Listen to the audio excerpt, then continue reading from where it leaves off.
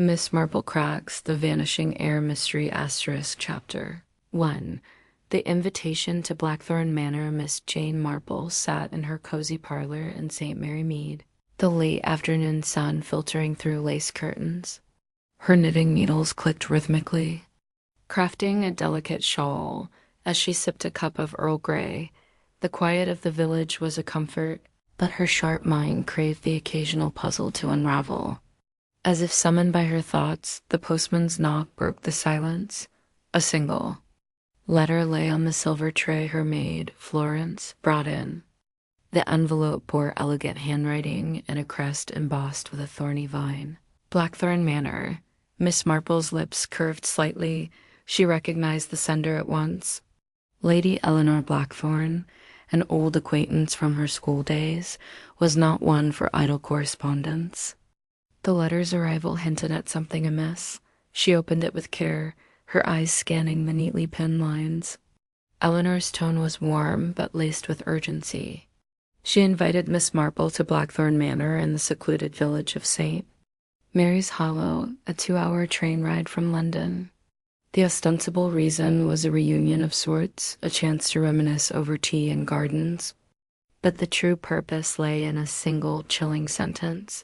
My nephew Charles, the heir to our estate, has vanished without a trace, and I fear something dreadful has happened. Miss Marple set the letter down, her fingers stilling on her knitting. Charles Blackthorn, she recalled meeting him years ago at a charity gala. A charming young man with a quick wit and a reputation for shrewd business sense.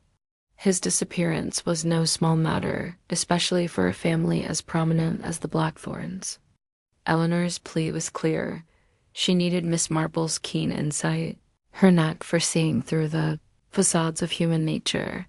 The letter mentioned a family gathering at the manor 2 weeks prior, after which Charles was last seen. No ransom note, no sign of struggle, only silence. The local constable, Eleanor wrote, was out of his depth, and the family was fracturing under suspicion and grief. Miss Marple's curiosity stirred.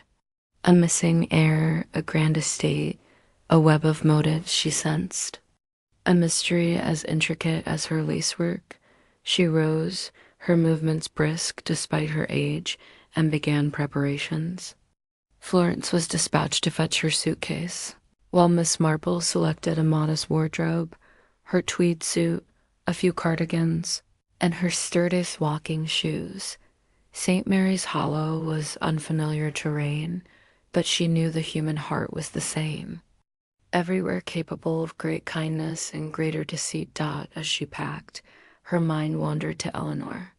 They had been girls together at a finishing school in Bath, where Eleanor's poise and determination stood out even then. She had married into the Blackthorn family, inheriting wealth but also its burdens. The manor Miss Marple recalled from a long-ago visit was a sprawling Georgian pile, its halls heavy with history and secrets. What had transpired there to make Charles vanish? By evening, Miss Marple sat at her writing desk, penning a reply to Eleanor. She accepted the invitation, promising to arrive in 2 days' time. She added a postscript, gently probing. Do tell me more about Charles's last days. Any detail, however small, may light the way.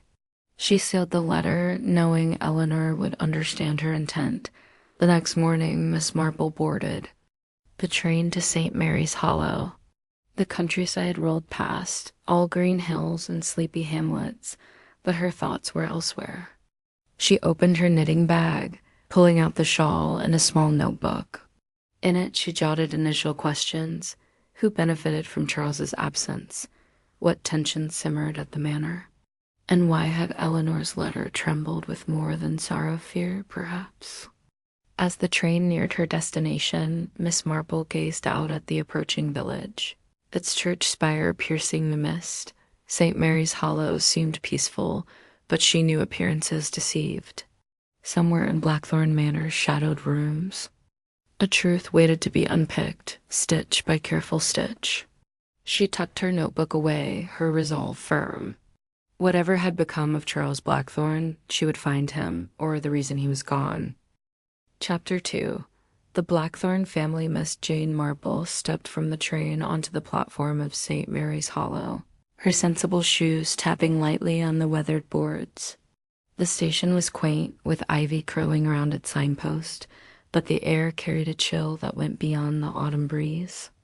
A driver in a dark overcoat awaited her, holding a card with her name. He introduced himself as Mr. Greystone, the butler of Blackthorn Manor, his face as unreadable as a closed book. Miss Marple offered a polite smile, noting his stiff posture, and the faint lines of strain around his eyes. The drive to the manor wound through narrow lanes flanked by ancient oaks, their leaves a riot of amber and crimson. Blackthorn Manor loomed into view, its Georgian facade imposing yet weathered, as if the weight of centuries pressed upon its stones. Ivy clung to the walls, and the tall windows seemed to watch her approach. Miss Marple's knitting bag rested on her lap, a comforting weight. She was entering a house of secrets, and she would need all her wits. Lady Eleanor Blackthorn greeted her at the grand entrance, her frail frame swathed in a velvet shawl. Her silver hair was impeccably pinned, but her eyes betrayed exhaustion and worry. "Jane, thank heaven you've come," she said, clasping Miss Marple's hands. Her voice was low, as if afraid the walls might overhear. She led Miss Marple into a drawing room adorned with portraits of stern-faced Blackthorns, their gazes following the women as they settled by a crackling fire. Over tea, Eleanor introduced the household, her words carefully chosen. The family, she explained, had gathered 2 weeks ago for her birthday, a tradition Charles never missed. Now they lingered, bound by the mystery of his absence. Miss Marple listened, her hands folded over her knitting, her mind cataloging each name, and detailed up first was Beatrice Langley, Eleanor's daughter from her late husband's first marriage. Beatrice entered the room as if on cue, a striking woman in her 40s with sharp cheekbones and a tailored dress. Her smile was polished, but her eyes flicked to Eleanor with a hint of impatience. "Miss Marple, a pleasure," she said, her tone more dutiful than warm. Eleanor described Beatrice as ambitious, managing the estate's charitable endeavors with a businesswoman's zeal. Miss Marple noted the way Beatrice's fingers tightened around her teacup control, perhaps masking something deeper. Beatrice's husband, Colonel Victor Langley, followed, his military bearing evident in his straight back and clipped speech. His mustache was neatly trimmed, but his ruddy complexion suggested a fondness for brandy. He bowed stiffly, murmuring about the unfortunate business with Charles. Eleanor mentioned Victor's role advising on estate investments, a task he approached with zeal but little success. Miss Marple caught a fleeting glance between him and Beatrice, tense and unspoken.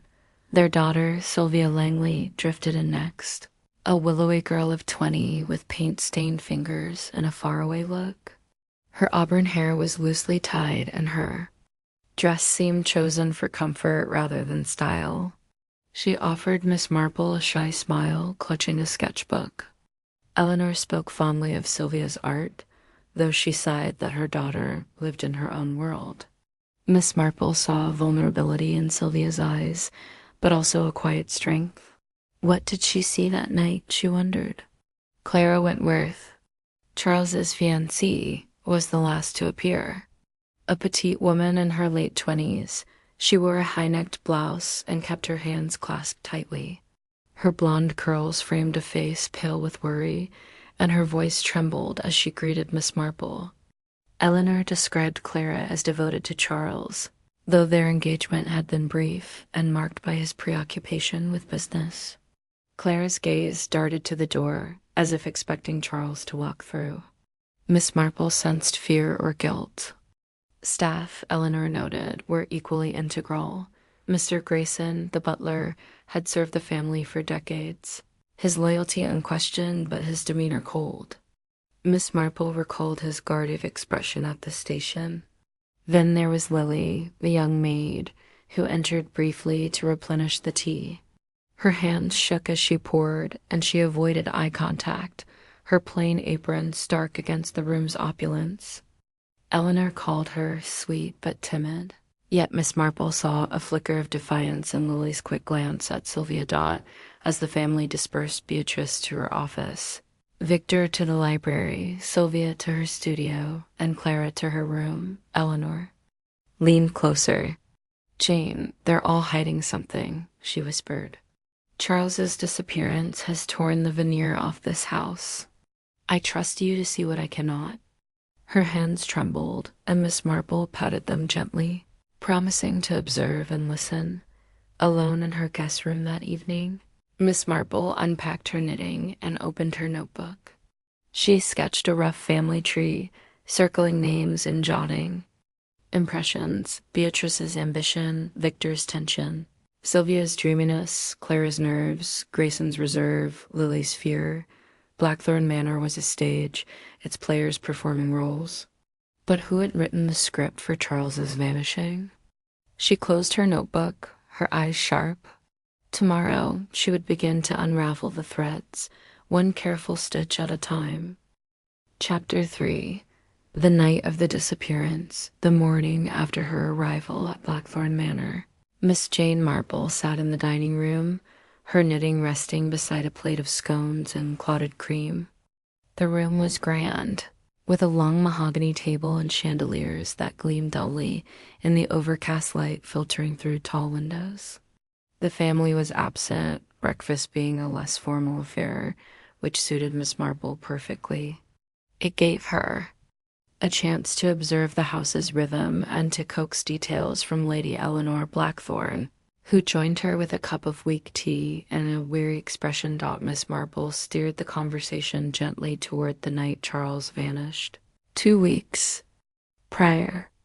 Eleanor's hands tightened around her cup as she began, her voice low and deliberate, as if piecing together a puzzle she'd turned over countless times.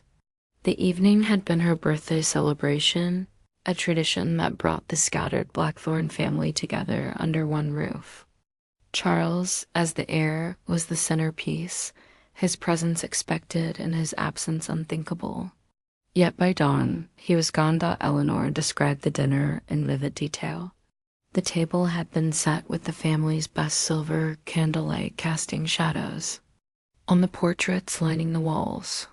Charles, at 32, was handsome and composed, his dark hair neatly combed, his suit tailored to perfection. He sat at Eleanor's right, engaging the guests with his usual charm, though Eleanor noted a distracted air about him. "He kept checking his pocket watch," she said, frowning, "as if he were waiting for something." The guest list was intimate: Beatrice, Victor, Sylvia, and Clara, along with the household staff serving discreetly.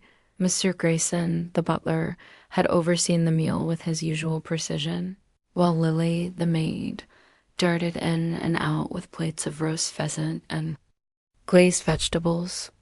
Eleanor recalled the menu with a touch of pride. The Blackthorns, even in distress, maintained their standards. But the atmosphere, she admitted, was strained. Miss Marple sipped her tea, encouraging Eleanor to elaborate. The tension, it seemed, centered on a heated exchange between Charles and Victor. Victor, ever the retired colonel, had been pressing Charles to invest estate funds in a speculative venture, a shipping company with ties to South America. Charles, who managed the family's finances with a cautious hand, resisted. "It's reckless," he'd snapped, his voice cutting through the clink of cutlery. Victor's face reddened, and he retorted that Charles was too timid to secure the family's future. Beatrice, ever the peacemaker in public, changed the subject to the village fate, but the air remained charged. Sylvia, Eleanor noted, had been unusually quiet, sketching absently on a napkin and avoiding her father's gaze. Clara, seated beside Charles, seemed anxious, her laughter forced when he tried to lighten the mood with a story. She kept touching his hand, Eleanor said, as if to anchor him. Miss Marple filed this away, Clara's nerves suggested. More than a fiancé's concern. After dinner, the family retired to the drawing room for coffee and brandy. Charles excused himself early, claiming a headache, and went to his room on the second floor. Eleanor saw him ascend the grand staircase, his shadow long against the oak paneling. That was the last anyone admitted to seeing him. By morning, his bed was untouched, his suitcase still in place, and his car's sleek Bentley missing from the garage. The staff reported no unusual noises, and the manor's heavy doors showed no signs of forced entry. Miss Marple asked about the hours after Charles's departure from the drawing room. Eleanor hesitated, then admitted the family had lingered, their conversation stilted. Victor and Beatrice discussed estate matters in hushed tones, while Sylvia slipped away to her studio, claiming inspiration. Clara remained, staring into the fire until she too retired. Grayson and Lily cleared the room, their tasks routine. Eleanor herself went to bed around 11, her heart heavy from the dinner's discord. The manor's layout, Eleanor explained, made Charles's exit puzzling. His room overlooked the back gardens, accessible only by a narrow staircase or the main hall, both visible to the staff. The garage was a separate building, a short walk across the gravel drive. For Charles to leave unnoticed, he'd have needed to move with purpose and silence, or someone had helped him. Miss Marple's eyes narrowed slightly. Or, she thought, someone ensured he wasn't seen. She probed further, asking about Charles's state of mind. Eleanor confessed he'd been preoccupied for weeks, often locked in his study with ledgers and letters. He'd mentioned a delicate matter to her, but refused to elaborate, saying only that it concerned the estate's future. His secrecy, Eleanor feared, might have led to his fate. Miss Marple nodded, her mind turning to motives. Money, power. Betrayal of the Blackthorn fortune was a magnet for all three. As Eleanor finished, her voice faltered. Jane, I feel them watching each other, suspecting each other. Even me. She glanced at the door, where Grayson had appeared to clear the plates. His presence was silent, but Miss Marple noted how his eyes lingered on Eleanor, assessing. She thanked Eleanor warmly, promising to tread lightly but thoroughly. Alone, Miss Marple opened her notebook, jotting down the dinner's dynamics.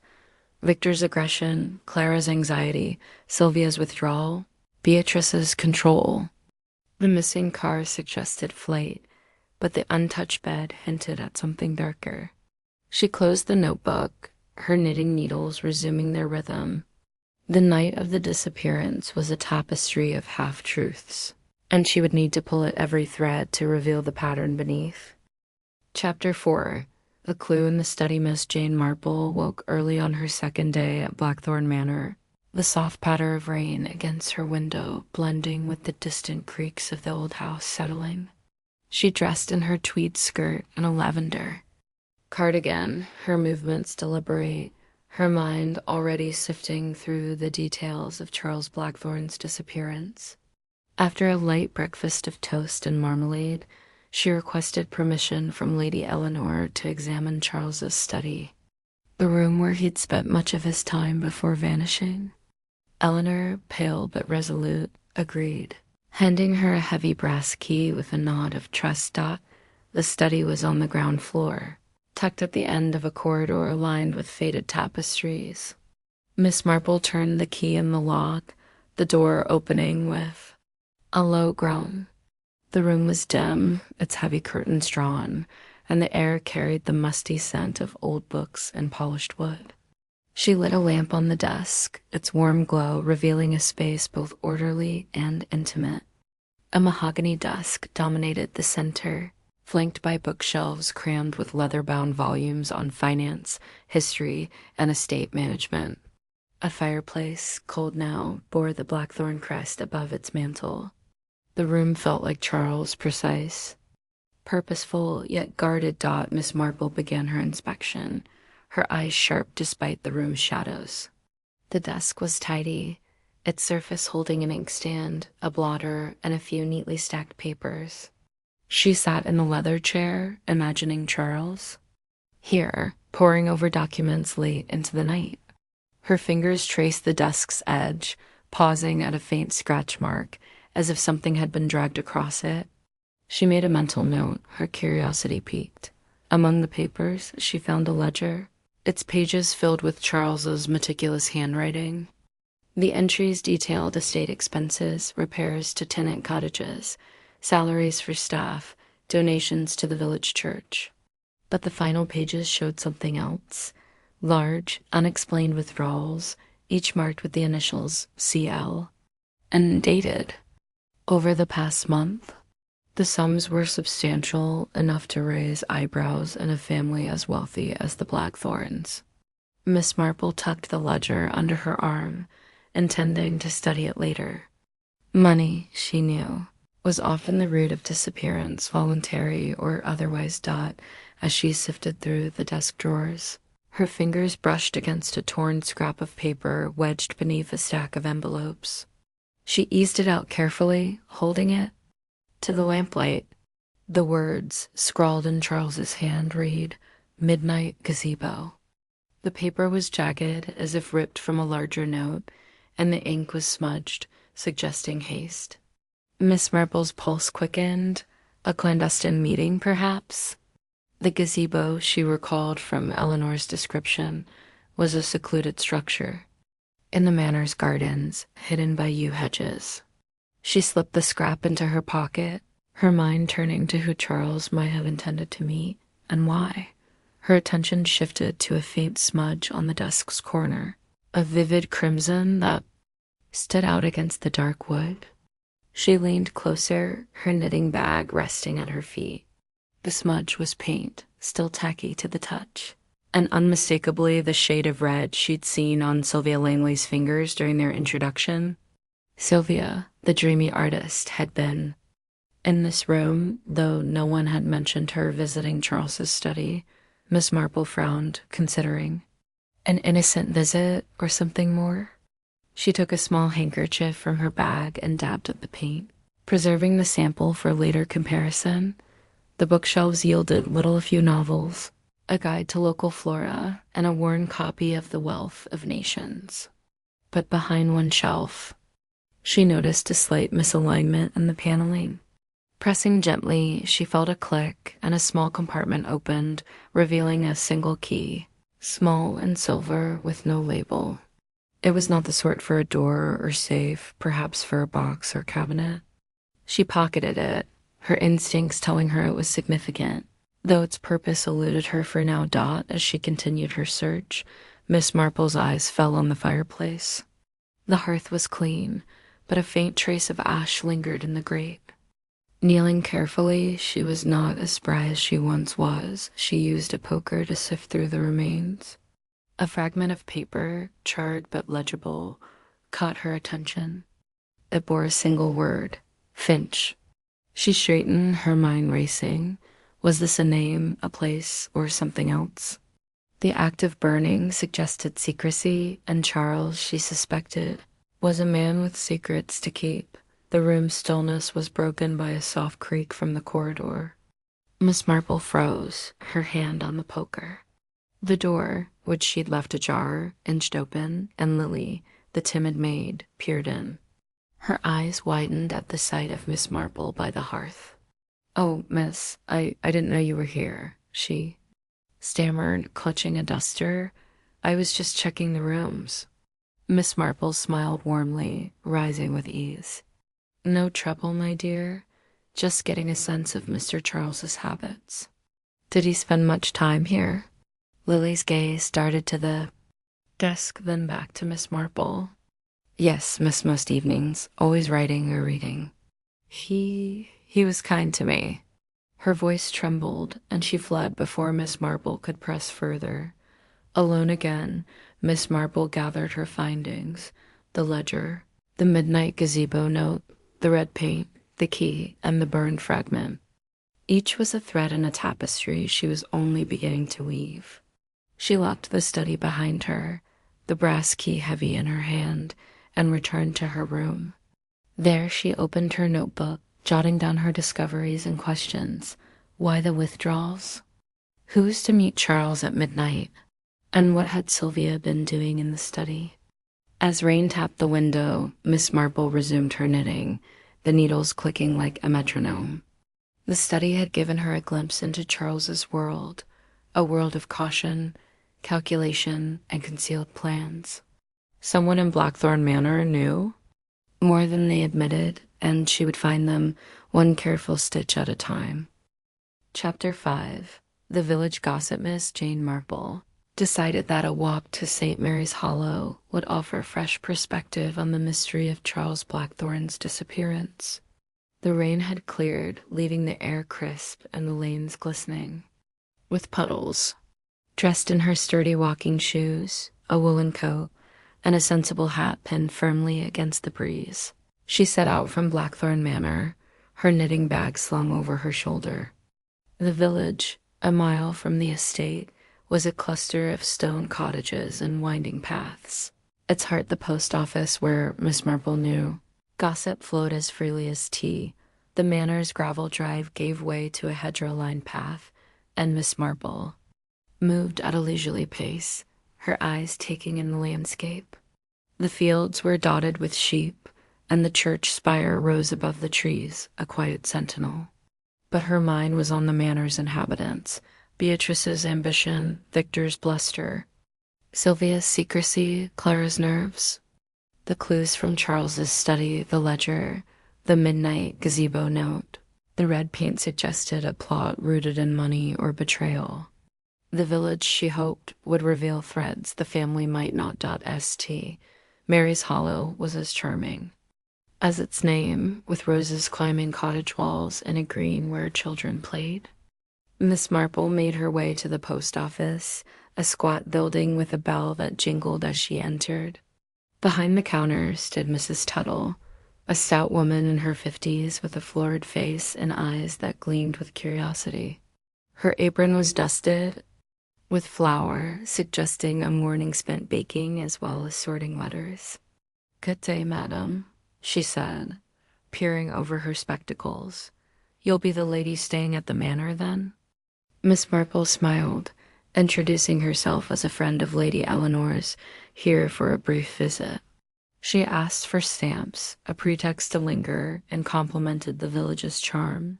Mrs. Tuttle, delighted by the attention, needed little prompting. To talk.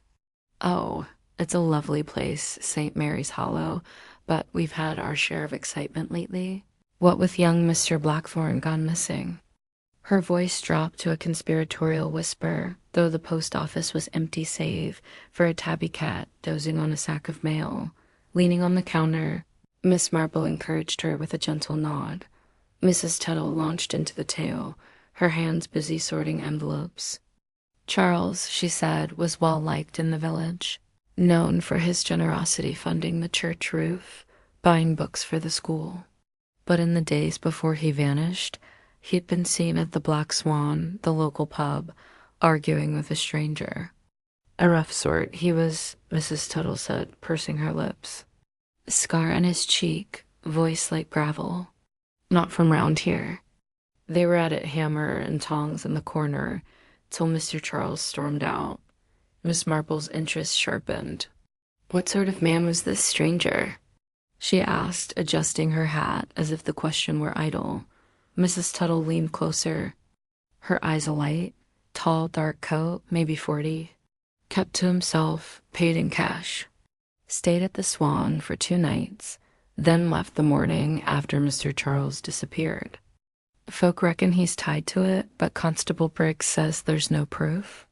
She sniffed, clearly unimpressed by the constable's efforts. The bell jingled, and a farmer entered to collect a parcel. Miss Marple stepped aside, pretending to study a display of postcards, but her ears were tuned to Mrs. Tuttle's chatter with the newcomer. The farmer mentioned seeing Charles's Bentley speeding down the lane that fateful night toward the woods beyond the village. "Odd that," he muttered. "No one drives that way unless they're up to no good."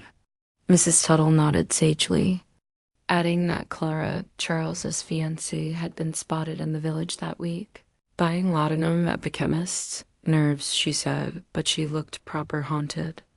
When the farmer left, Miss Marple returned to the counter, purchasing a few more stamps to keep Mrs. Tuttle talking.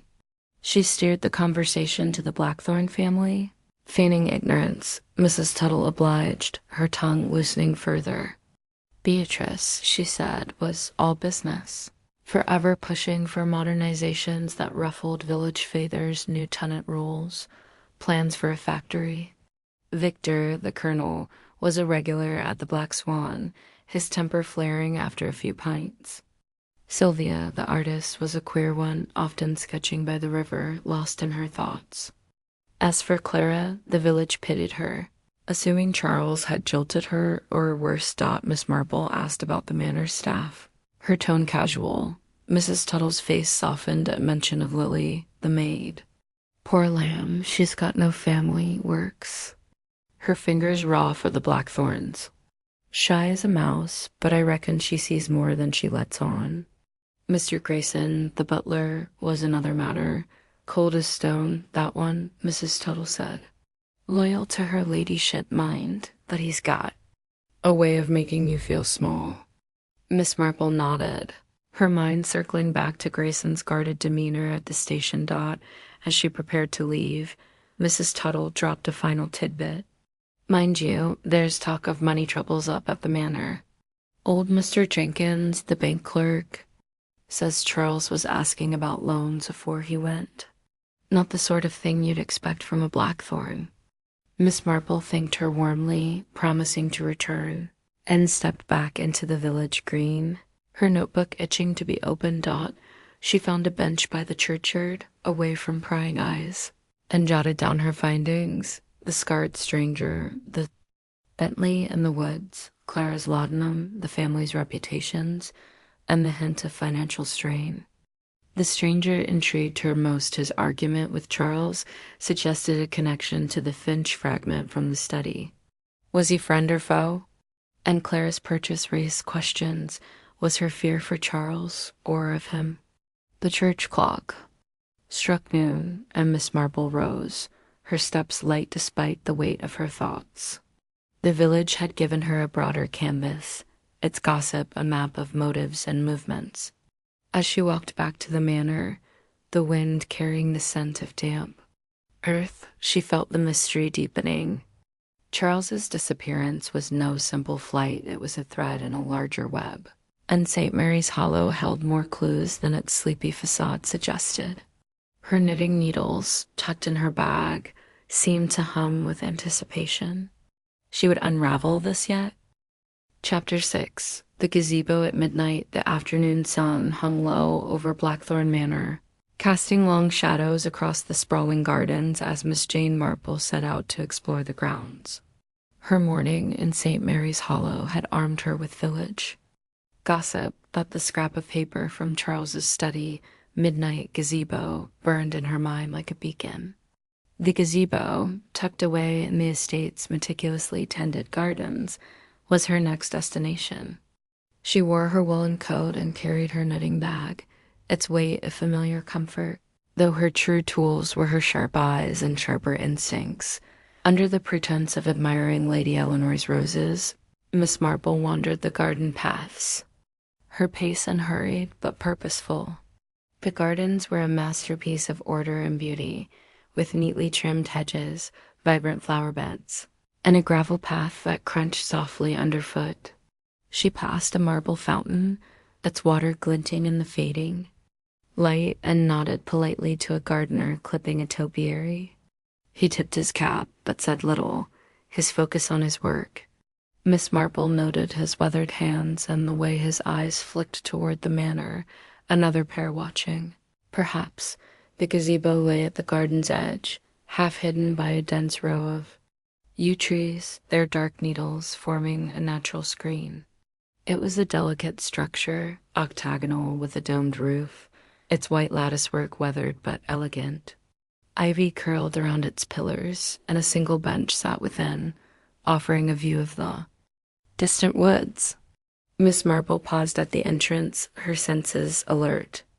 This was no casual spot for tea, it was a place for secrets. perfectly suited for a midnight rendezvous.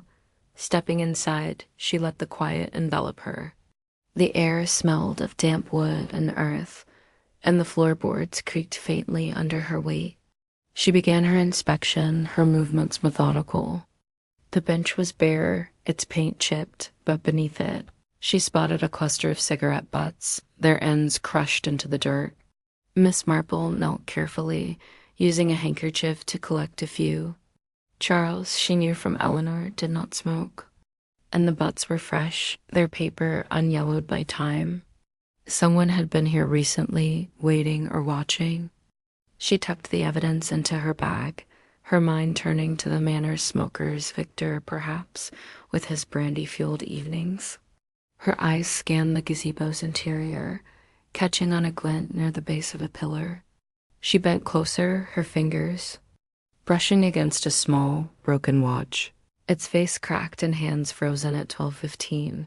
The strap was leather, worn but fine, and engraved on the back were the initials VR. Miss Marple's pulse quickened. Victor Langley's full name was Victor Reginald Langley. Could this be his? Or was VR someone else entirely? The watch's presence in the gazebo stopped just after midnight, aligned too neatly with Charles's note to be coincidence. She wrapped it in another handkerchief, adding it to her growing collection of clues. Standing, Miss Marple surveyed the surrounding area. The yew trees formed a near impenetrable barrier, but a narrow gap led to a path winding toward the woods. She followed it a short distance, her shoes sinking slightly into the damp soil. The path was overgrown, rarely used, but she noticed a faint impression in the mud boot print, large and deep, suggesting a man's weight. It was fresh, no older than a day or two, and pointed away from the gazebo. Someone had fled or pursued. She made a mental note to compare the print to the men's shoes in the Manor Victor. Grayson, or perhaps the mysterious stranger from the village. Returning to the gazebo, Miss Marple sat on the bench, her knitting bag at her side. She opened her notebook, sketching a rough map of the gazebo's position relative to the manor and woods. The structure was far enough from the house to muffle voices, yet close enough for a quick return. A meeting here at midnight would be private, but not without risk. Anyone crossing the gardens would be visible from the manor's upper windows. She jotted down questions. Who met Charles? Why the gazebo? And what had the watch's owner been doing here? The sound of footsteps on gravel snapped her attention back. She closed her notebook just as Sylvia Langley appeared, her auburn hair loose and her sketchbook clutched to her chest. "Oh, Miss Marple," Sylvia said, startled, her cheeks flushing. "I didn't expect anyone here. I come to sketch sometimes. It's peaceful." Her eyes darted to the gazebo's floor, then away. As if avoiding something, Miss Marple smiled warmly, patting the bench beside her. "It's a lovely spot, dear. Do you often come at night?" The question was gentle, but Sylvia's fingers tightened on her sketchbook. "No, not really," she mumbled. "It's too dark for drawing." She hesitated, then added, "But I've seen lights here sometimes, late. Probably the gardeners." Her voice lacked conviction, and Miss Marple noted the lie, small but telling. They chatted briefly about Sylvia's art, Miss Marple coaxing her to show a sketch of the gazebo itself, rendered in soft charcoals. The drawing was skilled, but the shadows around the yews were heavy, almost ominous. "You've a keen." "Aye," Miss Marple said, handing it back. Sylvia smiled faintly and excused herself, hurrying toward the manor. Miss Marple watched her go, her mind ticking. Sylvia knew more than she let on about the gazebo, or the night Charles vanished as dusk settled.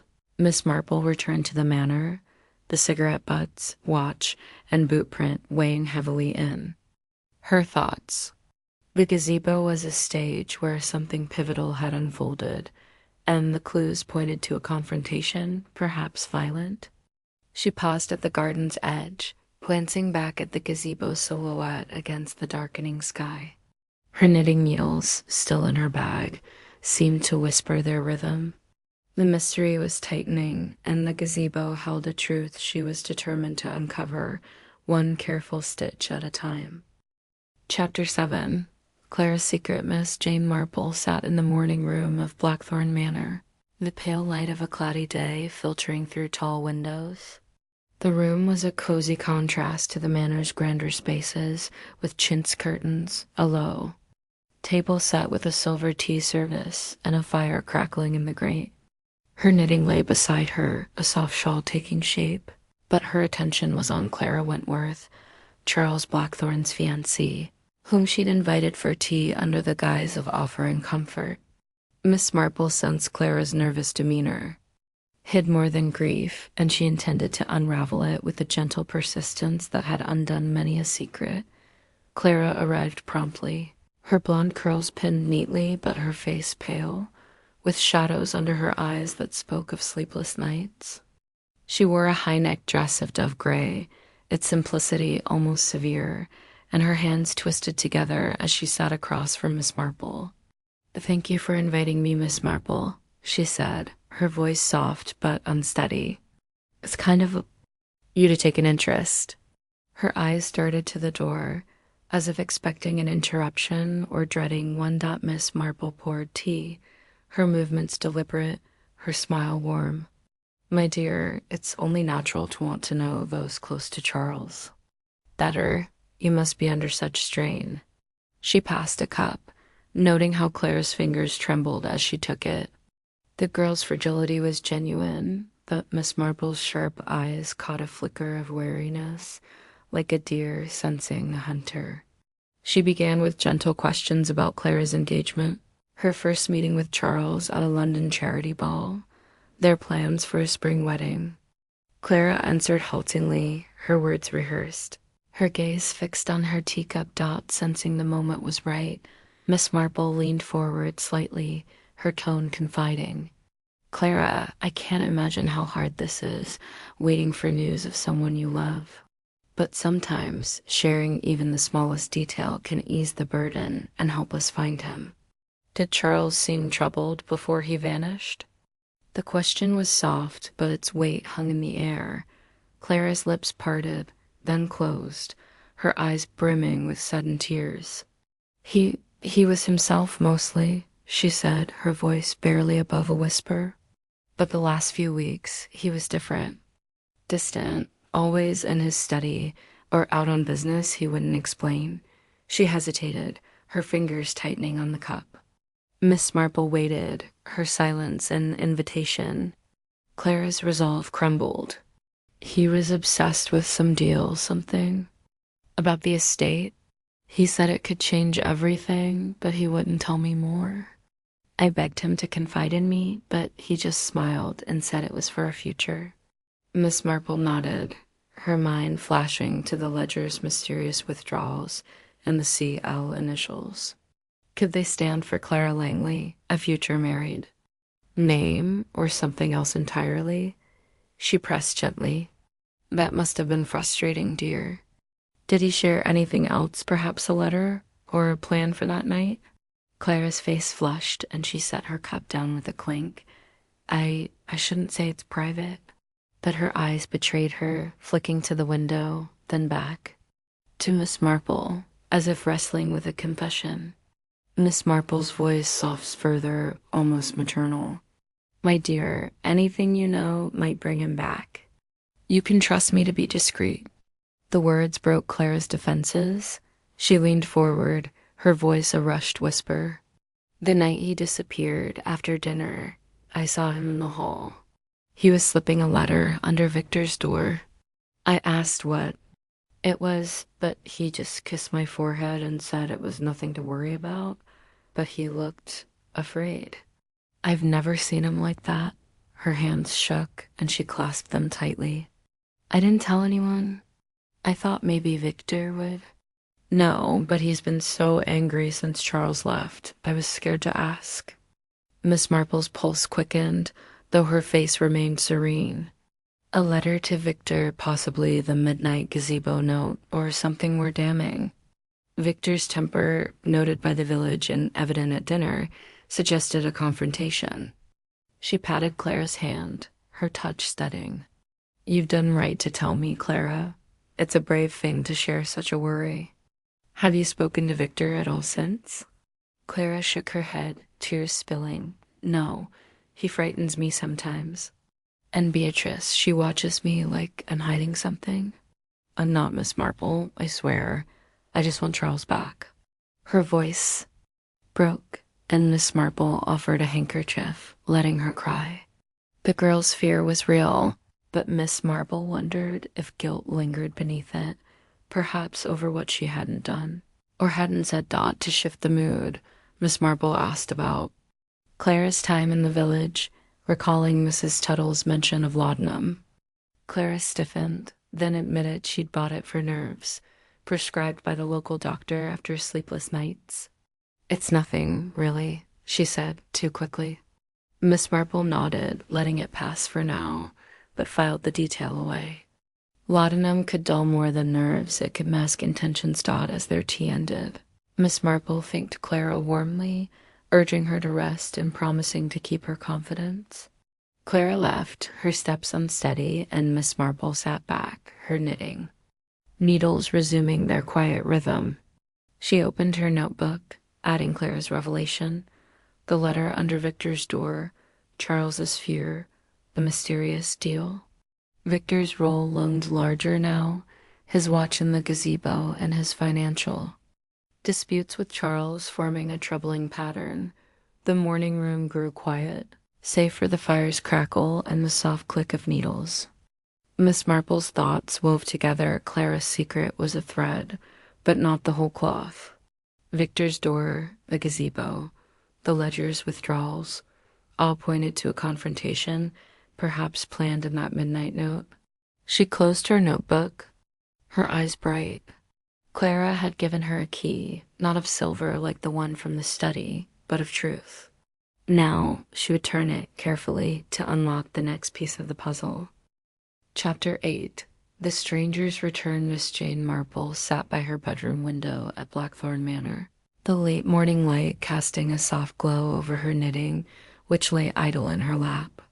Her notebook was open, filled with meticulous notes. Clara's revelation about the letters slipped under Victor's door, the cigarette butts and broken watch in the gazebo, the village gossip about a scarred stranger. Each clue was a thread in the tapestry of Charles Blackthorn's disappearance, but the pattern remained elusive. A knock at the door interrupted her thoughts. Lily, the maid, with a message from Lady Eleanor. A visitor had arrived in St. Mary's Hollow, stirring whispers, and Eleanor thought Miss Marple should know. Miss Marple descended to the drawing room, her steps measured, her knitting bag tucked under her arm. Eleanor awaited her, her face drawn, but alert. "Jane, it's the man from the village, the one they spoke of at the pub," she said, her voice low. "He's back, staying at the Black Swan. The constable's been told, but I thought you'd want to see for yourself." Miss Marple nodded, her curiosity piqued. The stranger, with his scar and heated argument with Charles, was a loose end she couldn't ignore. She set out for the village, declining the manor's car to walk the mile-long path, knowing the exercise would clear her mind. The air was cool, scented with damp leaves, and the lanes were quiet save for the occasional cart rattling by. St. Mary's Hollow buzzed with subdued excitement as she arrived, villagers exchanging glances outside the bakery and grocer. Miss Marple made her way to the Black Swan, a timber-bird inn with a creaking sign and windows glowing with lamplight. Inside, the air was thick with the smell of ale and wood smoke, and a few locals nursed pints at the bar. The innkeeper, a ruddy-faced man named Mr. Harrow, recognized her from her earlier village visit. "Miss Marple, is it? Come about the stranger, I reckon," he said, wiping a glass. She smiled, admitting she was curious, and ordered a pot of tea to justify her presence. Harrow leaned closer, his voice dropping. "Calls himself Roland Finch. Checked in this morning, same room as before. Scar on his cheek, eyes like a hawk." Asked after the manor, but I told him nothing.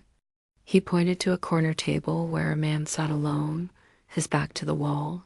A newspaper spread before him. Miss Marple studied Roland Finch discreetly as she sipped her tea. He was tall, perhaps 40, with a lean frame and a dark coat that had seen better days. The scar on his left cheek was jagged, catching the light as he turned a page.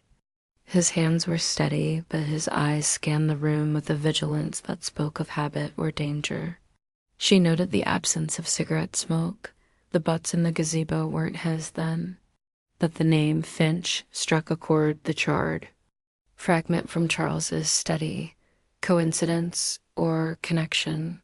She approached his table, her demeanor that of a harmless old lady, and introduced herself as a guest at the manor, out for a village stroll. "May I join you a moment, Mr. Finch? The walks left me a bit weary." He looked up, his expression guarded but not hostile, and gestured to the chair opposite. "As you like, ma'am," he said, his voice low and rough, with a faint London accent. Miss Marple eased into conversation, mentioning the village's charm and the manor's gardens, her tone light. Finch was polite but reserved, offering little about himself. She steered the talk to Charles's disappearance, fading village gossip as her source. Such a shock, the young heir vanishing. They say he argued with someone here before it happened. Her eyes met his, gentle but probing. Finch's jaw tightened, but he didn't flinch. "I heard the same," he said evenly. "I was here then, yes. Had words with Blackthorn, but it was business, nothing more." He leaned back, folding the newspaper. Miss Marple pressed gently, asking what business a stranger might have with the Blackthorns. After a pause, Finch relented, perhaps sensing her persistence. "I'm a private investigator, Miss Marple. Charles hired me to look into some irregularities in the estate's accounts. He suspected someone close was dipping into the funds. Wanted proof before acting." Her pulse quickened, though her face remained serene. The ledger's withdrawals, marked CL, flashed in her mind. "That must have been delicate work," she said. "Did you find anything?" Finch's eyes narrowed, assessing her, but he nodded. "Enough to know Charles was right. Someone was siphoning money, clever-like, through a shell company. I gave him a report the day before he vanished.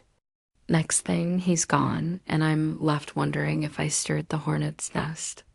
Miss Marple's knitting bag felt heavier, as if the clues inside the watch, the note, were humming. She asked if Charles had named a suspect. Finch hesitated, then said he pointed to Victor Langley. Said the colonel had been pushing risky investments, maybe to cover his tracks. But Charles wanted hard evidence before confronting him. The letter under Victor's door, Clara's words, the watch with VR. The threads were tightening around Victor. Sensing Finch's growing weariness, Miss Marple shifted to safer topics, thanking him for indulging an old woman's curiosity. She finished her tea and rose, promising to mention his cooperation to Eleanor. As she left the Black Swan, her mind raced.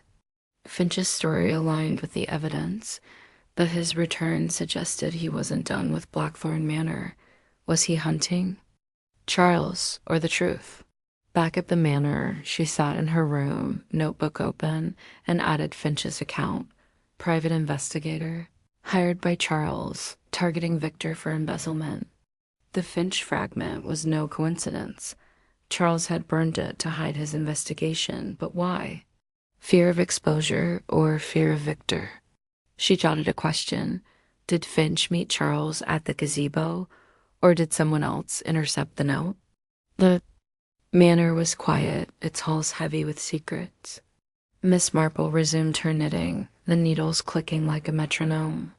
Roland Finch had given her a key piece of the puzzle, but the picture was still incomplete. Victor's shadow loomed larger, but she needed more proof, not just suspicion. The stranger's return had lit a spark, and she would follow its glow, one careful stitch at a time. Chapter 9. Sylvia's confession. Miss Jane Marple spent the early afternoon in Blackthorn Manor's library, a cavernous room lined with oak shelves and heavy with the scent of aged leather. She had chosen a seat by a window overlooking the gardens, her knitting in her lap, ostensibly reading a volume of local history. But her true purpose was to observe Sylvia Langley, who had slipped into the room with her sketchbook, settling at a table in a far corner. The girl's auburn hair was loosely tied, her paint-stained fingers fidgeting as she drew, her eyes darting nervously toward the door. Miss Marple sensed Sylvia carried a burden, and the red paint smudge in Charles's study pointed to her as a key thread in the mystery, the clues so far Clara's letter, Finch's investigation, the gazebo's watch-painted a picture of deceit centered on Victor Langley. But Sylvia's presence in the study nagged at Miss Marple. Why had she been there, and what did she know of the night Charles vanished? Sylvia's dreamy demeanor and village reputation as queer suggested she saw more than she shared. Her artist's eye catching details others missed. Miss Marple closed her book, gathered her knitting bag, and approached Sylvia's table, her steps soft on the Persian rug. "Good afternoon, Sylvia, dear," she said, her voice warm and maternal. "May I see what you're working on? Your sketches in the gazebo were so lovely." Sylvia started, her pencil skidding across the page, leaving a jagged line. Her cheeks flushed, but she managed a shy smile, pushing the sketchbook toward Miss Marple. The drawing was of the manor's facade, its windows dark and foreboding, the ivy rendered with almost menacing precision. "It's just a study," Sylvia mumbled, her fingers twisting a strand of hair. Miss Marple praised the work, settling into a chair beside her, her knitting needles clicking gently as she drew out a skein of wool. She spoke of art, gardens, anything to put Sylvia at ease, noting how the girl's shoulders relaxed, though her eyes remained wary. Sensing the moment, Miss Marple steered the conversation to the night of Charles's disappearance, her tone casual but deliberate. "It must be so hard with Charles gone. I imagine you notice things others don't with your artist's eye. Did anything strike you that night, perhaps in the gardens?" Sylvia's hand froze, her pencil hovering above the page. For a moment she was silent, her gaze fixed on the sketch. Then, as if a dam broke, tears welled in her eyes, and she whispered, "I was there, Miss Marple, in the gazebo. I saw something, but I didn't tell anyone." Her voice trembled, and she glanced at the door, as if expecting Victor or Beatrice to burst in. Miss Marple set her knitting down, her face all kindness, and patted Sylvia's hand. "My dear, you're safe with me. Tell me what happened. I might help Charles." The words unlocked Sylvia's resolve. In a halting rush, she confessed. That night, after the 10th birthday dinner, she'd slipped out to the gazebo. Not for art, but for a secret meeting with Lily, the maid. We're in love," Sylvia said, her cheeks flaming. "No one knows, not mother, not father. The gazebo's our place where we can be alone. We were there just before midnight, talking, when we heard footsteps, heavy ones, coming from the manor. We hid behind the yews, and I saw a figure running toward the woods. It was too dark to see who, but they were fast, like they were scared or chasing something." Miss Marple's pulse quickened, though her expression remained serene. The boot print she'd found near the gazebo flashed in her mind, large, male, fresh. "Did you see anything else, dear? Or hear anything?" Sylvia nodded, wiping her eyes. "There was a shout, faint, from the woods, but we couldn't make it out.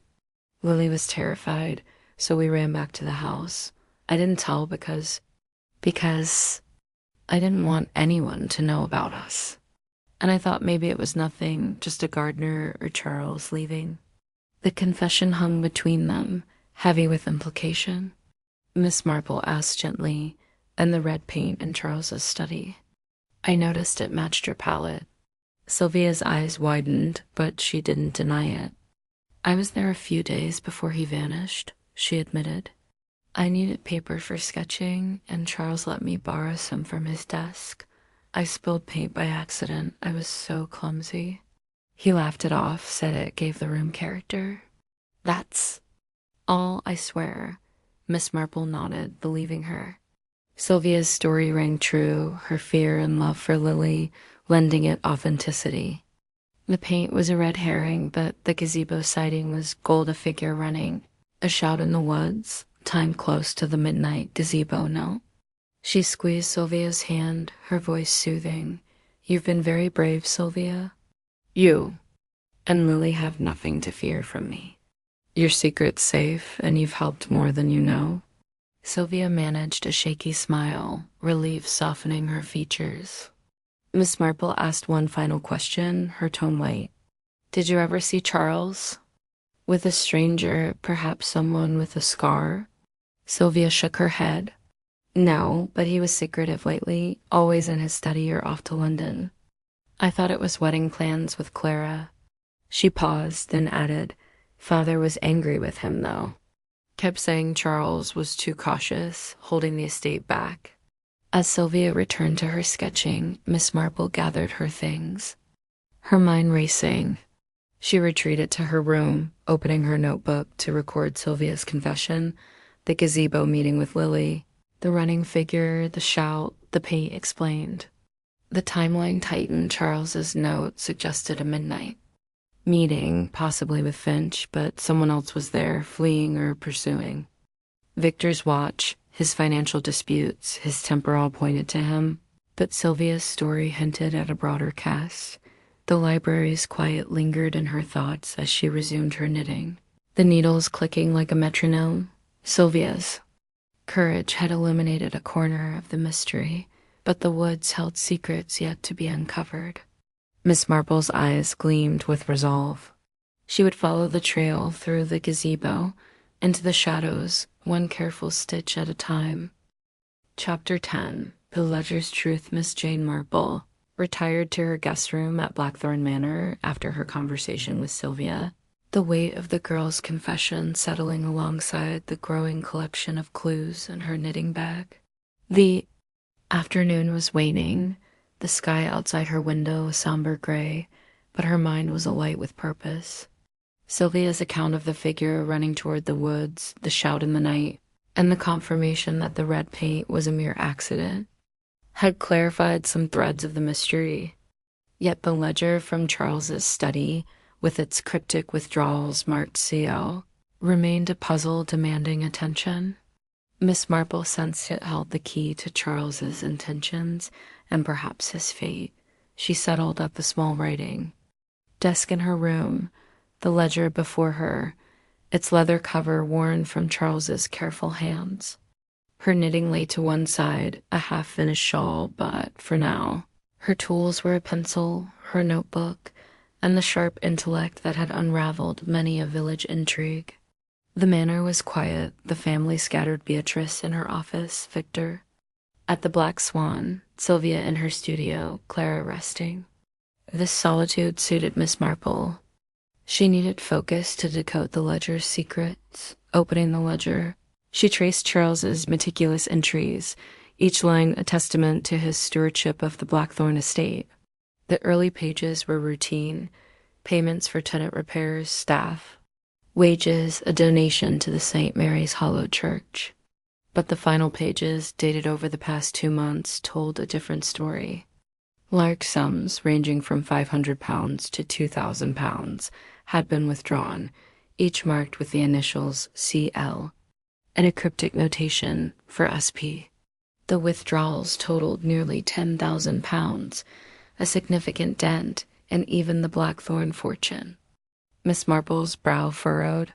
CL could be Clara Langley, Charles's fiancée, but her nervous demeanor suggested no knowledge of such sums. And SP, a person, a place, a project. She cross-referenced the dates with her notes. The withdrawals began shortly before Charles hired Roland Finch, the private investigator, to probe the estate's accounts. Finch had pointed to Victor Langley, suspecting embezzlement through a shell company. Miss Marple tapped her pencil against the desk, considering. Were Charles's withdrawals a response to Victor's theft, perhaps to protect the estates? Liquidity? Or were they part of a separate scheme, one that led to his midnight meeting at the gazebo? To test her suspicions, Miss Marple needed more than the ledger's numbers. She recalled Finch's claim of delivering a report to Charles, detailing Victor's financial misdeeds. If she could verify the shell company's existence, it might link the ledger to Victor or exonerate him. She slipped downstairs to the drawing room where Eleanor kept a telephone and placed a discreet call to the Black Swan. Finch agreed to meet her in the village that evening, promising to bring his notes. "You're a sharp one, Miss Marple," he said, a grudging respect in his voice. "I'll show you what I've got." The meeting took place in a quiet corner of the Black Swan's lounge, the inn nearly empty save for a barmaid polishing glasses. Finch, his scarred cheek shadowed by the dim light, spread a folder of documents on the table. "This is what I gave Charles," he said, pointing to a typed report. It outlined transactions funneled through a company called Silverpoint Holdings, registered in London but with no clear purpose. The sums matched some of the ledger's withdrawals, and the initials CL appeared on several transfers, though Finch clarified they stood for Cresswell Limited. A subsidiary Charles had uncovered, SP, was indeed Silverpoint, Victor's front for siphoning funds. Miss Marple's eyes gleamed as she read, her mind weaving connections. Charles had been tracking Victor's embezzlement, using Cresswell Limited to counter Victor's moves, perhaps to trap him. The midnight gazebo note likely arranged a meeting with Finch to discuss the evidence or to confront Victor with it. The watch with VR, and the shout Sylvia heard suggested the latter, a confrontation gone awry. But where was Charles now? The ledger hinted he was alive, moving money to protect the estate, not fleeing with it. She questioned Finch further, her tone mild but probing. "Did Charles say what he planned to do with your report?" Finch shrugged, lighting a cigarette distinctly different from the gazebo's butts, she noted. "He was angry, said he'd handle Victor himself. Wanted to keep it quiet for his aunt's sake. But he was worried too. Kept looking over his shoulder, like he knew someone was watching." Miss Marple nodded, filing away Charles's fear, which echoed Clara's account of his demeanor. Thinking Finch, she returned to the manor under a starless sky, her notebook heavy with new details. In her room, she updated her entries. Cresswell Limited, Silverpoint Holdings, Victor's embezzlement confirmed. The ledger's truth was clear. Charles had been fighting to save the estate, not plunder it. But the confrontation at the gazebo, marked by the broken watch and the running figure, suggested Victor had struck back. Was Charles dead, hidden, or biding his time? Miss Marple resumed her knitting, the needles clicking like a metronome. The ledger had illuminated Victor's motive: greed, cloaked in ambition, but Charles's survival remained uncertain. She recalled the village farmer's tale of the Bentley speeding toward the woods. Perhaps Charles had escaped, wounded, or wary, and was lying low, her eyes narrowed with resolve. The ledger's truth was a cornerstone, but the mystery's heart lay in the woods, the gazebo, and the man who had fled. She would find him, one careful stitch at a time. Chapter 11. The trap. Miss Jane Marple sat in her guest room at Blackthorn Manor, the flicker of a single lamp casting soft shadows across the walls. Her knitting lay untouched, the shawl nearly complete, but her mind was weaving a different pattern, one designed to ensnare the truth behind Charles Blackthorn's disappearance. The ledger's revelations, confirmed by Roland Finch, had solidified Victor Langley's motive: embezzlement through Silverpoint Holdings, uncovered by Charles. The gazebo's clues, the watch with VR, the cigarette butts, the boot print pointed to a violent confrontation. Sylvia's sighting of a figure running toward the woods and Clara's account of Charles's fear suggested Victor had acted. But Charles's fate remained a shadow. Miss Marple needed to provoke a reaction to flush out the guilty, and she devised a trap as delicate as her lacework. Her plan hinged on a bluff, a calculated risk to unsettle the household. She would announce at dinner that she'd found a final letter from Charles, one that named his attacker. No such letter existed, but the lie would stir the guilty, perhaps prompting a mistake. She conferred with Lady Eleanor beforehand, explaining her intent in the privacy of the morning room. Eleanor, her frail hands trembling, agreed, trusting. Miss Marple's judgment. "Do what you must, Jane," she whispered. "I need to know if Charles is alive." Miss Marple patted her hand, promising discretion, and began preparations. The dinner was arranged with care. The long mahogany table set with the Blackthorn's finest silver and crystal, a nod to Eleanor's insistence on tradition despite the family strain. Miss Marple wore her best tweed suit, her brooch pinned neatly, her knitting bag tucked beneath her chair. The family gathered, their faces a steady in tension. Beatrice, her smile tight, adjusting her pearl necklace. Victor, his mustache bristling, his eyes bloodshot from an afternoon at the Black Swan. Sylvia, pale and withdrawn, clutching a napkin. Clara, her hands clasped, her gaze darting to the empty chair where Charles once sat. Mr. Grayson, the butler, served with his usual precision, while Lily, the maid, moved silently, her eyes avoiding Sylvia's. Miss Marple waited until the main course roast lamb with rosemary was served, the clink of cutlery filling the silence. She cleared her throat, her voice gentle but carrying. "I've made a discovery today, one I feel I must share," she began, her eyes sweeping the table. "In my search for Charles, I found a letter hidden in his study. It appears to be his final message, written the night he vanished.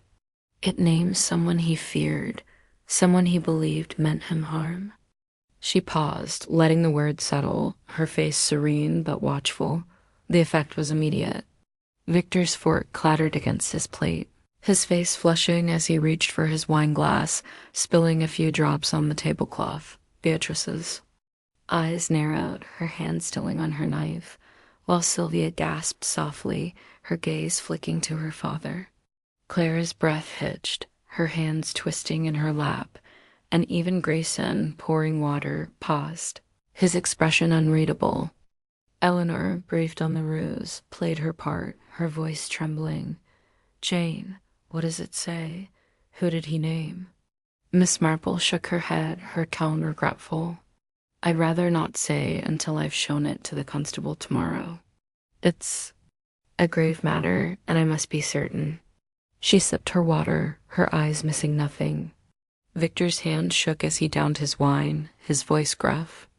"A letter, you say? Sounds like nonsense." Charles was always scribbling notes. Could be anything. His attempt at dismissal was weak, his eyes darting to Beatrice, who remained silent, her lips a thin line. The dinner continued, the atmosphere brittle. Sylvia excused herself early, claiming a headache, and Clara followed, her face ashen. Victor lingered, drinking heavily, while Beatrice steered the conversation to estate matters, her composure a mask. Miss Marple retired to her room, but not to rest. She positioned herself by her door, left slightly ajar, her knitting in hand to mask her vigilance. Her trap was set gilt would drive action, and she intended to catch it. Hours later, as the manor settled into silence, she heard footsteps in the corridor, soft but hurried. Peering through the crack, she saw Victor, his face flushed, creeping toward her room. He hesitated, then tried the handle, finding it locked. Miss Marple stepped back, her heart steady, and called out, "Is that you, Colonel Langley?" "I'm afraid I'm indisposed." Victor froze, then muttered an apology, claiming he'd mistaken the door, and retreated. The next morning, Miss Marple sought Victor in the library, where he sat with a newspaper, his hands unsteady. She confronted him privately, her tone mild but firm. Colonel, your visit last night suggests you're worried about that letter. Care to explain? Victor's face reddened, but he met her gaze, his voice low. I didn't hurt Charles, if that's what you think. Yes, I took money small amounts to cover debts. Charles found out, threatened to expose me. I went to the gazebo that night to talk, scare him off, nothing more. He was gone when I got there, I swear it. Miss Marple studied him, noting the sweat on his brow, the desperation in his eyes. His confession to embezzlement rang true, but his denial of violence was less convincing. The watch, the shout, the running figure all pointed to more than a talk. She thanked him, promising to consider his words, and left him slumped in his chair.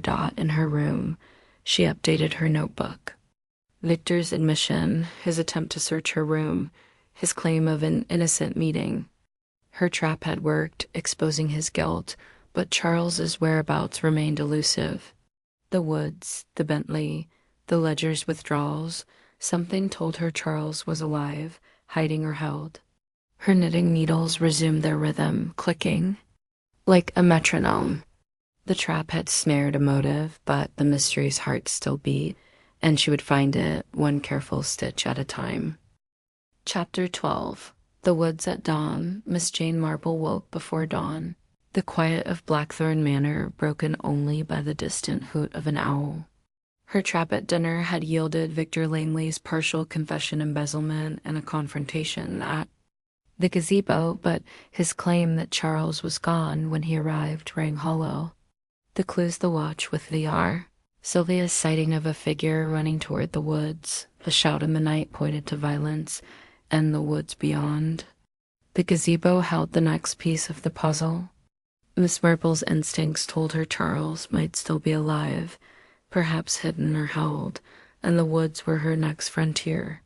She dressed in her sturdest coat and shoes, her knitting bag packed with her notebook, and a small torch, determined to search at first light. As she sipped tea in her room, a soft knock came at the door.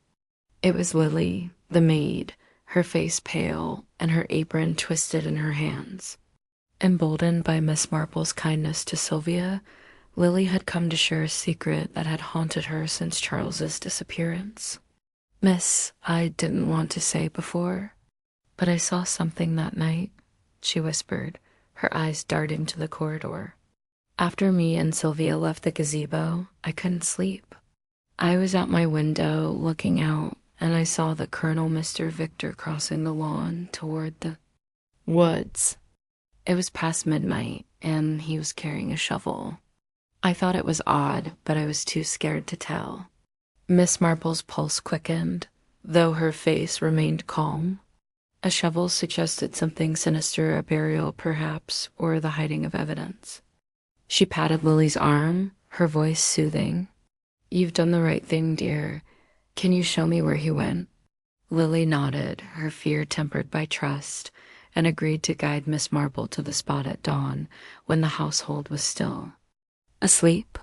Miss Marple thanked her, sending her back to her duties with a promise of discretion. At first light, the sky a pale gray streaked with pink, Miss Marple met Lily at the manor's back door. She'd enlisted Roland Finch, a private investigator, with a discreet note sent via the village post, and Constable Briggs, a earnest but inexperienced officer, whom Eleanor had summoned at Miss Marple's request. Finch arrived, his scarred face grim, carrying a notebook and a small spade. Briggs, in his ill-fitting uniform, looked nervous but determined. Miss Marple explained their purpose, to search the woods for signs of Charles or Victor's actions, guided by Lily's sighting. We must be thorough but quiet, she said, her tone firm. The truth is close, but we mustn't startle it.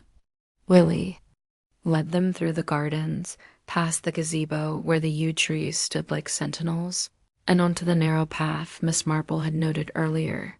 The woods were dense, their floor carpeted with fallen leaves and pine needles, the air heavy with the scent of damp earth. Lily pointed to a clearing, barely visible in the half-light, where she'd seen Victor's figure vanish. "There, miss," she whispered, her voice trembling.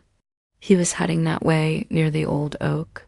She retreated to the path's edge, unwilling to go further, and Miss Marple gave her a reassuring nod. The group moved carefully, their steps muffled by the soft ground.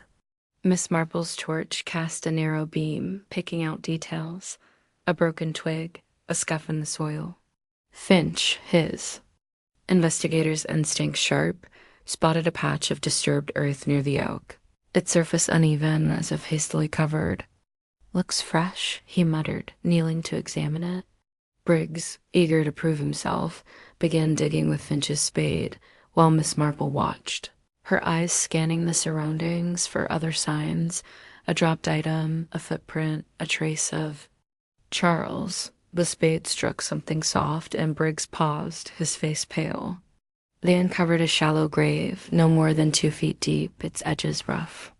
Miss Marple's heart sank, but as Finch cleared the soil, they found only empty space. No body, no clothing, just the faint outline of a human shape. "Someone meant to bury something or someone," Finch said, his voice low, "but they didn't finish the job." Miss Marple nodded, her mind racing. The grave was Victor's work, likely intended for Charles, but its emptiness suggested Charles had escaped or been moved. She stepped back, her torch sweeping the clearing. A glint caught her eye, half buried in leaves, a silver cufflink, engraved with the blackthorn crest. It matched the ones Charles wore, described by Clara as a gift from Eleanor. Miss Marple pocketed it, her thoughts aligning. Charles had been here, perhaps attacked, but he'd gotten away. The Bentley, seen speeding toward the woods by the village farmer, supported this Charles fleeing. Wounded or wary into the night, Finch found another clue nearby: a torn scrap of fabric, dark wool snagged on a thorn bush. It resembled the coat Victor wore, its weave coarse but distinctive. Miss Marple tucked it into her handkerchief, adding it to her collection. The woods were telling a story of struggle, flight, and interrupted plans. She turned to Briggs, her voice steady. "Constable, we'll need to keep this quiet for now. No sense alarming the family until we know more." Briggs nodded, clearly relieved to defer to her judgment. As they returned to the manor, the dawn breaking fully, Miss Marple updated her notebook: the empty grave, the cufflink, the fabric, Lily's sighting of Victor with a shovel. Victor's guilt was nearly certain embezzlement, a confrontation, an attempt to bury evidence, but Charles's survival was now her focus. The woods had given her a glimpse of his escape, but where was he hiding? Her knitting needles, still in her bag, seemed to hum with anticipation. The truth was nearer, and she would chase it, one careful stitch at a time. Chapter 13. The return the morning after the search in the woods. Blackthorn Manor hummed with an uneasy quiet, the family unaware of the empty grave and the cufflink that pointed to Charles Blackthorn's narrow escape. Miss Jane Marple sat in the morning room, her knitting needles clicking softly as she reviewed her notebook. The clues: Victor's confession, the gazebo's watch, Sylvia's sighting, Lily's revelation. The ledger's truth formed a tight web around Victor Langley's embezzlement and attempted cover-up. Yet Charles's whereabouts remained the heart of the mystery. The Bentley's flight toward the woods, the cufflink in the clearing, and the absence of a body suggested he was alive, hiding, or held. Miss Marple's trap had exposed Victor's guilt, but only Charles's return could unravel the final threads. As she sipped tea, her thoughts were interrupted by a commotion at the manor's front door, a shout, hurried footsteps, and Eleanor's voice, sharp with shock. Miss Marple set her knitting aside and moved swiftly to the entrance hall, her heart quickening. There, disheveled and leaning on Mr. Grayson's arm, stood Charles Blackthorn. His dark hair was matted, his suit torn and streaked with mud, a bruise darkening his jaw. His eyes, though weary, burned with determination. The hall fell silent, the family gathering, Beatrice, Victor, Sylvia, Clara staring as if at a ghost. "Charles!" Eleanor cried, rushing to him, her frail frame trembling. She clasped his hands, tears streaming, as Clara let out a sob and flung herself into his arms. Sylvia hovered at the edges, her face pale, while Beatrice's eyes narrowed, her composure strained. Victor stood rigid, his face ashen, his hands clenching at his sides. Miss Marple observed them all, her gaze lingering on Victor's barely concealed panic. Charles's return was a blow to his carefully laid plans. Grayson guided Charles to the drawing room, where a fire was hastily lit. Eleanor insisted on fetching a doctor, but Charles waved her off, his voice hoarse but firm. "I'm all right, Aunt Eleanor. Just bruised and half-starved. I need to tell you what happened." He sank into an armchair, Clara at his side, her hands clutching his. Miss Marple took a seat near the fire, her knitting bag at her feet, her presence unobtrusive but her ears tuned to every word. Charles began, his story unfolding like a map of the night he vanished. After the tense birthday dinner, he'd slipped the midnight gazebo note under Victor's door, intending to confront him with Roland Finch's evidence of embezzlement through Silver Point Holdings. "I wanted to give him a chance to confess privately," Charles said, his jaw tightening. "I thought I could reason with him for the family's sake." But Victor had intercepted the note, arriving at the gazebo alone, his temper inflamed by brandy and desperation. The confrontation turned violent. Victor, enraged by Charles's accusations, struck him with a heavy branch, knocking him down. "He thought I was out cold," Charles said, touching the bruise on his jaw. "He dragged me to the woods, muttering about burying the problem, but I came to, fought him off, and ran. He chased me, but I knew the woods better. I hid in an old gamekeeper's cottage, a mile off, locked myself in." His voice faltered, exhaustion creeping in. "I stayed there, too scared to come back, thinking Victor might finish the job." Miss Marple nodded silently, her mind aligning his account with the evidence, the cufflink in the clearing, the empty grave, the boot print. The cottage explained the Bentley's absence. It hadn't been driven far, likely hidden nearby. She asked gently, "Why wait so long to return, Mr. Blackthorne?" Charles met her gaze, gratitude in his eyes. "I was injured, weak. I needed time to think. I saw your search in the woods yesterday from a distance and knew you were close. To the truth, I couldn't hide anymore." Clara, tears streaming, clung to him, whispering apologies for her silence. Sylvia stepped forward, her voice trembling. "I'm so glad you're safe, Charles." Beatrice, her face a mask, murmured agreement, but her eyes flicked to Victor, who remained silent, his hands now trembling. Eleanor, overcome, called for tea and blankets, her relief palpable. Miss Marple noted Victor's isolation, the family's gazes avoiding him, as if sensing his guilt. She spoke up, her tone mild but piercing. "Colonel Langley, your watch was found in the gazebo, and a grave was dug in the woods. Perhaps you'd care to explain?" The room froze, all eyes on Victor. He opened his mouth, then closed it, his face crumpling. I panicked," he stammered. "I didn't mean to kill him. I just wanted to shut him up about the money." His voice broke, and he sank into a chair. Defeated Constable Briggs, summoned by Eleanor, arrived quietly, having been briefed by Miss Marple earlier. He listened as Charles recounted the attack, corroborated by the evidence Miss Marple presented, the watch, the cufflink, the fabric scrap. Victor offered no resistance as Briggs led him away, his head bowed, Beatrice watching in stony silence. The manor exhaled, the weight of secrets lifting.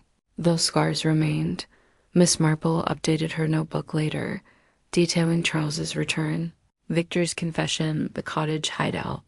Her trap had flushed out the truth, and Charles's courage had sealed it. She resumed her knitting, the needles clicking like a metronome. The mystery was nearly solved, but loose ends Clara's laudanum, the ledger's final entries, lingered. She would tie them off, one careful stitch at a time. Chapter 14. The final confrontation. The heir and Blackthorn Manor felt lighter the day after Charles. Blackthorn's dramatic return, though an undercurrent of tension lingered, like the faint chill of autumn seeping through the windows. Miss Jane Marple sat in the drawing room, her knitting needles clicking softly as she worked on her shawl, now nearly complete. Charles's account had unraveled much of the mystery. Victor Langley's embezzlement, the violent confrontation at the gazebo, the attempted burial in the woods, and Charles's escape to the gamekeeper's cottage. Victor's partial confession, spurred by Miss Marple's trap, had led to his arrest by Constable Briggs, but loose ends remained. The ledger's final entries, Clara's laudanum, and Beatrice's icy silence nagged at Miss Marple's instincts. She sensed the story needed one final reckoning to lay all secrets bare.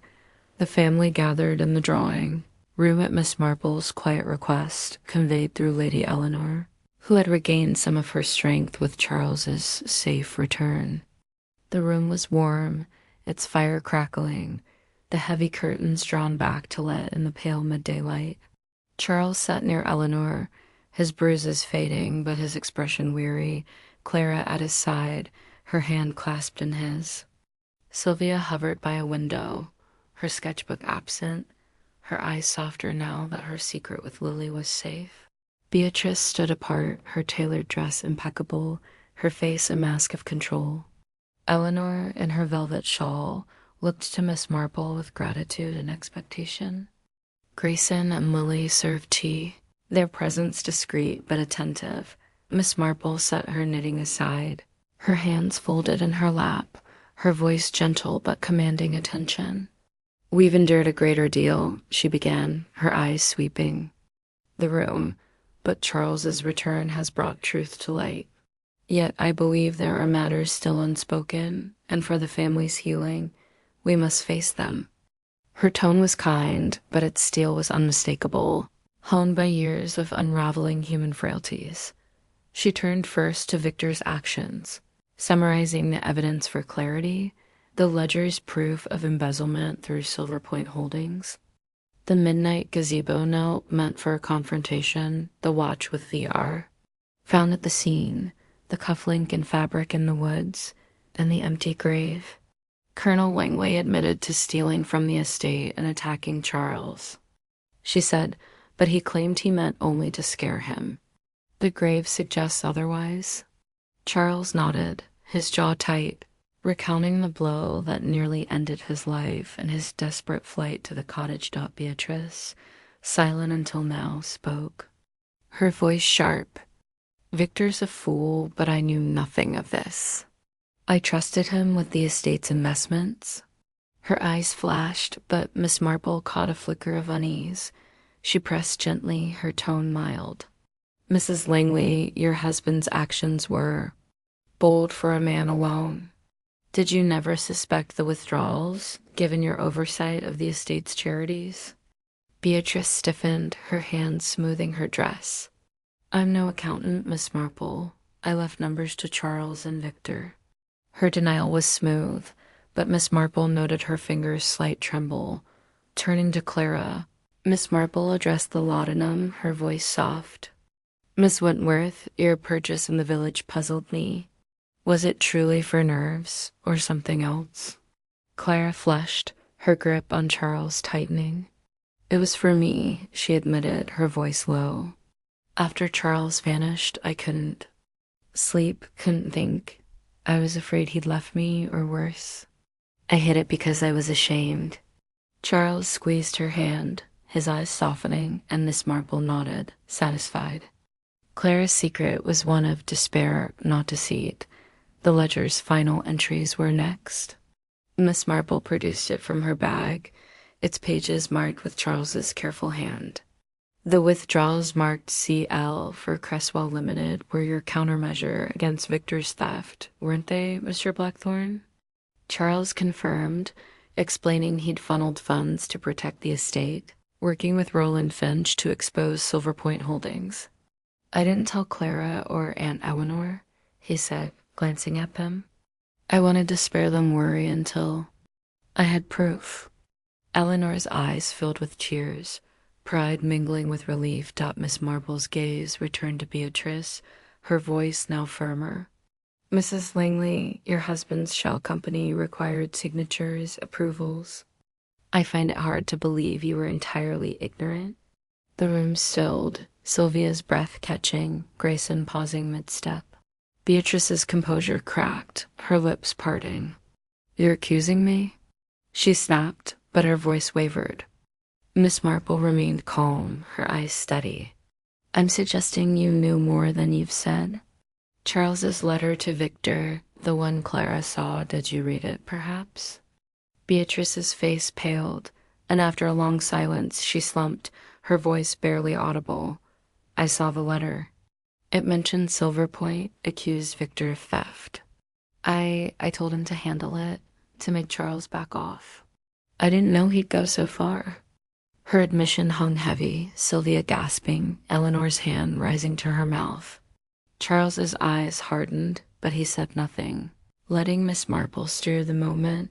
You didn't stop him, Miss Marple said, not unkindly, but you can make amends now by helping restore what was taken. Beatrice nodded, tears brimming, her pride shattered. Eleanor spoke, her voice steady despite her frailty. Beatrice, you'll step down from estate duties. Charles will oversee repairs. Beatrice agreed, her voice choked, and Sylvia moved to her side, offering a tentative touch. Miss Marple concluded, addressing the room. The truth is painful, but it frees us. Victor will face justice, and the estate will heal under Charles's care. She thanked Grayson and Lily for their quiet support, noting their relief. Clara, absolved, clung to Charles, who vowed to rebuild trust. Sylvia, emboldened, mentioned her hope to live openly with Lily, and Eleanor, to everyone's surprise, smiled. My dear, love is no crime, she said, easing Sylvia's fears. As the family dispersed, Miss Marple updated her notebook. Beatrice's complicity, Clara's innocence, the ledger's purpose clarified. The confrontation had tied off the mystery's threads, leaving only the future to mend. She resumed her knitting, the needles clicking like a metronome. Blackthorn Manor was no longer a house of secrets, and she had done her part, one careful stitch at a time. Chapter 15.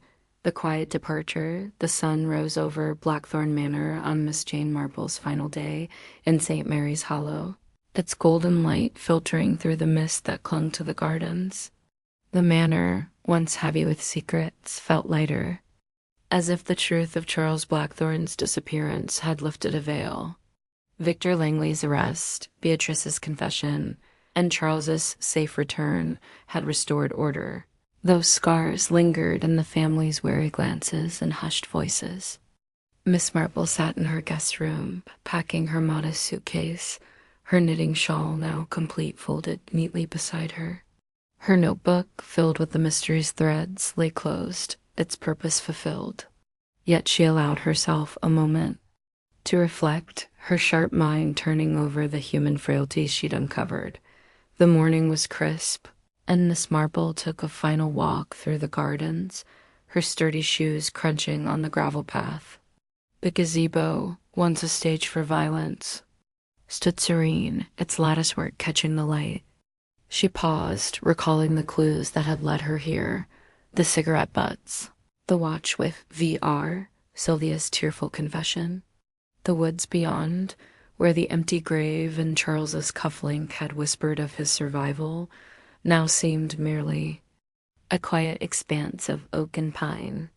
She smiled faintly, satisfied.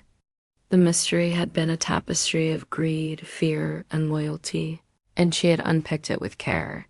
Back at the manor, the family gathered to bid her farewell, their gratitude palpable despite their exhaustion. Lady Eleanor, frail but resolute, clasped Miss Marple's hands in the entrance hall, her eyes bright with tears. "Jane, you've given us back our future," she said, her voice steady. "Charles is safe, and the estate will mend. I can never repay you." Miss Marple demurred, her smile warm. "My dear Eleanor, a puzzle solved is its own reward. Keep your family close, and all will be well." Charles, his bruises fading, stood beside Clara, whose nervous demeanor had softened into quiet strength. He thanked Miss Marple formally, his voice earnest. "You saw what we couldn't, Miss Marple. I'll honor Aunt Eleanor's legacy and rebuild what Victor tore down." Clara, clinging to his arm, added, "I was so afraid, but you gave me hope." "Thank you." Miss Marple noted their clasped hands, a sign of resilience, and nodded approvingly. The ledger's withdrawals, now explained as Charles's defense against Victor's theft, were being audited, ensuring the state's recovery. Sylvia approached. Shyly, Lily at her side, their fingers brushing in a subtle gesture of unity. Sylvia's auburn hair gleamed in the hall's light, and her eyes held a new confidence. "Miss Marple, you kept our secret and gave us courage," she said softly. Lily, her timidity easing, added, "I'll never forget your kindness." Miss Marple's heart warmed at their openness, a stark contrast to the Manor's earlier shadows. "My dears, live truthfully and you'll find your place," she said, her words carrying the weight of experience.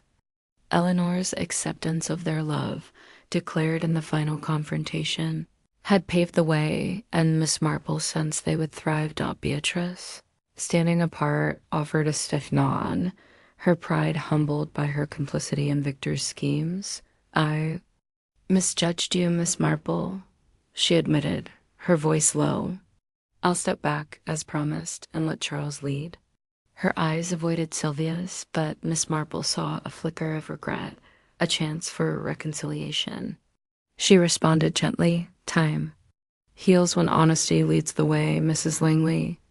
Beatrice's lips twitched, not quite a smile, but a start. Mr. Grayson, the butler, oversaw the loading of Miss Marple's suitcase into the Manor's car, his stern facade softened by respect. "You've done us a great service, madam," he said, bowing slightly. Miss Marple thanked him, noting his loyalty to Eleanor, a quiet anchor in the storm. Lily, hovering nearby, waved as Miss Marple climbed into the car, her shy smile a testament to the Manor's newfound openness. The drive to the St. Mary's Hollow station was brief, the village waking under a clear sky. Miss Marple glanced back. At the Manor, its Georgian facade softened by ivy, no longer a fortress of secrets. At the station, she boarded the train, her knitting bag at her side, the shawl draped over her shoulders. As the countryside rolled past green hills, sleepy hamlets, she opened her notebook one last time, reviewing her final entry: Victor's arrest, Beatrice's accountability, Charles's vow, Sylvia and Lily's hope. The laudanum, a minor thread, had been Clara's crutch, not a plot. Every clue had found its place. She closed the notebook, her fingers tracing its worn cover. The mystery had tested her, revealing the depths of greed in Victor's heart, the fear in Clara's, the courage in Sylvia's. Yet it was loyalty, Eleanor's trust, Charles's duty, Lily's quiet strength that had triumphed.